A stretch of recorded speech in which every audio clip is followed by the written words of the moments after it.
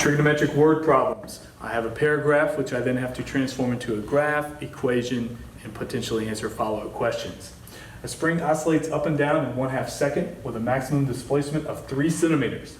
So someone's grabbing this thing at its resting point, pulling it down, stretching to -3, and when they let it go, it'll go up between 3 and -3 over and over and over. So that's going to produce some kind of wave graph, which I can re-represent as a sine or cosine. So I'm going to get that graph kind of going so I can clearly see how to build my equation. I see them as starting at the maximum depth of this thing, so I'm going to call this a negative cosine, which I know is happening at -3. And as I release it, it's going to swing up to +3 and then back down over and over and over. And so because I have this trough at my y-intercept, I'm going to go with negative cosine. My k term, where the middle of the wave winds up, is the middle on the axis, so there's no change there. My amplitude would be that displacement they're talking about, 3. If I wanted my h term, because I picked the negative cosine, my h term is 0, which is why it was a good pick. And lastly, my b term. Because I'm manipulating sine or cosine, his period needs to be altered based on what's going on in the spring's world. So that 1/2 second would be how long it took to repeat itself. So I put that underneath 2 pi, and I figure out my b term would have to actually be 4 pi to make this whole thing work.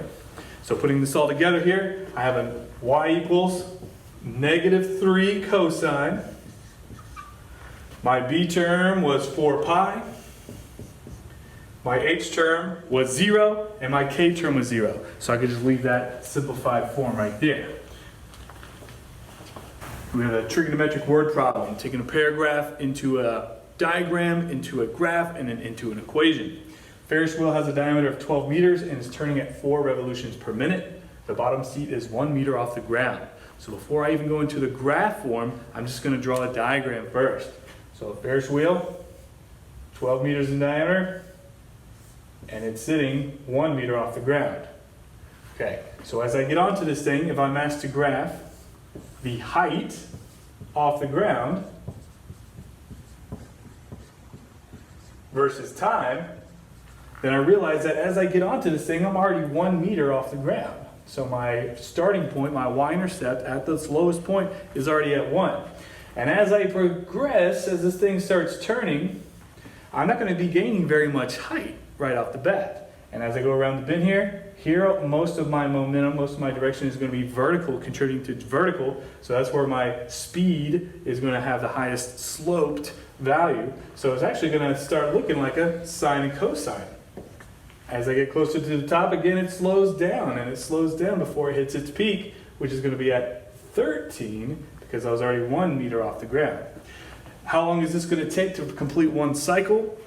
Well, if it's 4 revolutions per minute, then I'm going to get all the way back down to the bottom, my starting point, after 15 seconds.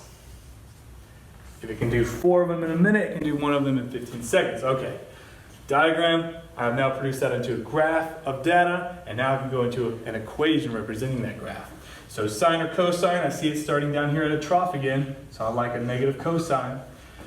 Got to find the middle of that wave. 13 to 1, it has a range of 12, which means it has an amplitude of 6. 6 away from my trough, or my crest would land on the actual number 7, would be the number midline of my wave here.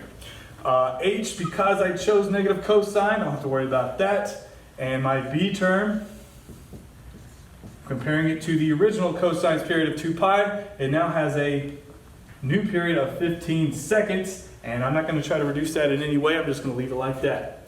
So here we go for my final answer, my final equation. Y equals -6 cosine. B term is 2 pi over 15. H term is nothing. And my K term is +7.